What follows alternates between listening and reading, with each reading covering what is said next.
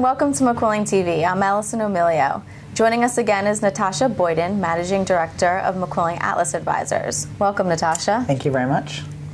So last time you were here, we spoke to you about your new role at Atlas Advisors, but today we'd like to talk with you a little bit about the dry bulk markets. There's a lot that's been going on in this segment more recently, but can you give us a little bit of color on the state of the industry over the past year or two? Yeah, I think, if you go back, I think it's interesting to go back, say, a couple of years. The industry was really in free fall. Asset values were pretty much at their low. Rates were well below break even. And I think, the stocks of public companies and other companies, potentially going bankrupt reflected that. Last year was very interesting in that we saw a real uptick in the market and we saw rates charge up dramatically. And I think the primary reason, in my opinion, for that is that the order book, which was so massive over the last 4 years and really hit its peak, in my opinion, in the end of 12, beginning of 13, has really started to draw down. Demand in the dry bulk space has never been a problem. It's always been pretty healthy. So it was really a supply issue. And now that we're starting to see supply being mitigated somewhat, I think that that's really been responsible for the change. The dry bulk markets were doing fairly well at the end of the year last year, but as we move into the new year, not so much. Can you tell us what happened? Yeah, it's a fairly specific set of events, and it's typically called the January effect in the industry. And what you basically see is, obviously, you have the holidays in the Western world, and then you have the Chinese New Year. So a lot of people aren't at work, which tends to dampen the market. Yes. And then you also have ship owners trying to delay the deliveries of their ships from December 2013 to January 2014, which makes them a year younger. So you get a heavier month of deliveries. And also what we've seen is very high stockpiling at the Chinese ports with iron ore. So that's also not a good thing for imports. But I suspect that will work itself down and mitigate itself going forward. What are the important factors to look at when making a judgment call on the overall health of the dry bulk market? Right. Well, the first thing I'll say is that nobody can predict rates. I've been in this business for 13 years, and I've certainly never been able to, and I was an analyst, so covering the space. So, rates are very difficult to predict. What we do try to do is predict direction of the market, so up and down, sideways. And I think there are several things with dry bulk that can be looked at, specifically for the Cape market. I think it's very closely tied to China. So China's GDP growth is going to be important. Iron ore imports are going to be very important into China because that's really the biggest economy in the world that's expanding in terms of steel production and building. Real estate expansion is China. So I would look very closely at those sort of metrics with the Capes. With the smaller vessels, I think it's a little more difficult because you've got a much broader range of commodities that they carry.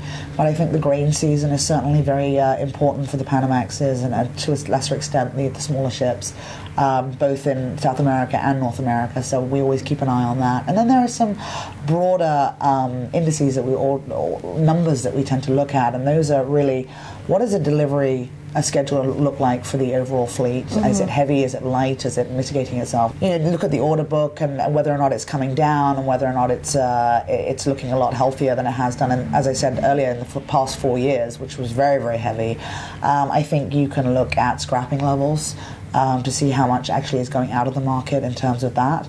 And I think you can also look at sentiment. I think sentiment's very important, and I think one thing that really reflects sentiment is asset values. Asset values pretty much hit their all-time low, I would say probably 2012, maybe early 13, but they've really started to pick up, and we're looking at least a 10% rise in the Capes at the very least, possibly even more. So I think that's a very good indicator of the sentiment and the sort of strength of the market, and whether or not that means that the market is going to stay strong is another question, but those are the things that I would look at. Now, do you think that owners are going to look more towards scrapping this year? What's your opinion on that? I think there is a definite possibility, particularly in the handy size fleet, which is quite old. So I think there is a potential there for the scrapping to remain high. 2013 was about 21 million deadweight tons scrapped. 2012 was about 33 million. So we did see a decline in scrapping. I think you'll tend to see less in 2014 if the market holds as expected, which is going to be better than last year. Right. If it is better than last year, I would suggest to you that scrapping will be lower.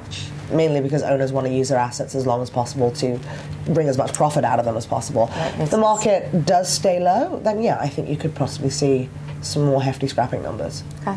So. In closing, can you tell us what your general outlook is for this sector in the next year or so?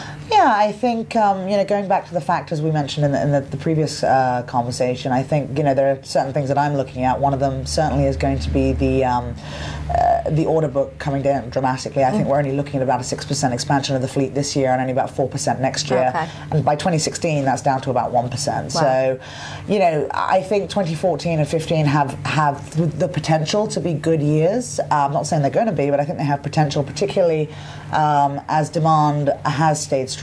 Iron ore imports into China are running about 10% year over year, which is a very strong number considering the large base it's coming off. And then again, as I said, there's always the wild cards like scrapping and those sorts of things, but asset values are rising, and I think we're starting to see more balance between supply and demand, which we haven't seen over the last 4 or 5 years. So I think there's definitely potential for the next 2 years to be good.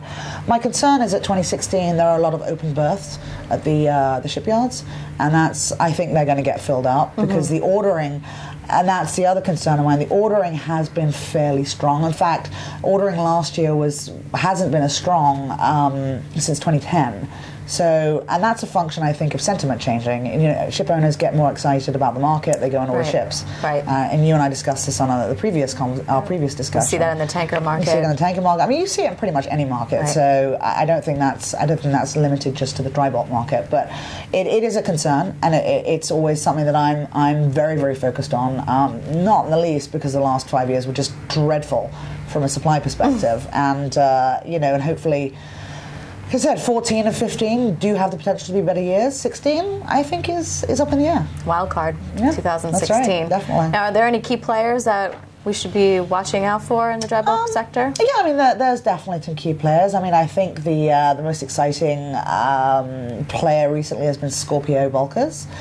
They've gone out and ordered a tremendous amount of ships. They've been very, very vocal about doing that. So clearly they believe that things are going to be good. That's an interesting. I think the other thing that's been interesting actually when you point out any interesting companies to look at is the amount of capital markets activity that happened towards the last 6 months of last year was dramatic. You saw a lot of the public companies going back to do secondary offerings. There were definitely a couple of IPOs. Not all in the dry bulk space, but just overall in the shipping space. And given that shipping was moribund, even with investors for the last 4 or 5 years, I think it shows a definite sea change. In terms of how people are viewing the industry. There are players, and I also think that there's a lot of private companies out there that their exit strategy is to go public. Yes. Whether or not they will make it within the window is to be seen, but it'll be exciting. Great. Thank you, Natasha. Thank you. It was a pleasure having you here with us again. Always. Hopefully we're going to have you back soon. I'm sure we will. And this wraps up this episode of McQuilling TV. I'm Allison O'Melio. Thanks for watching.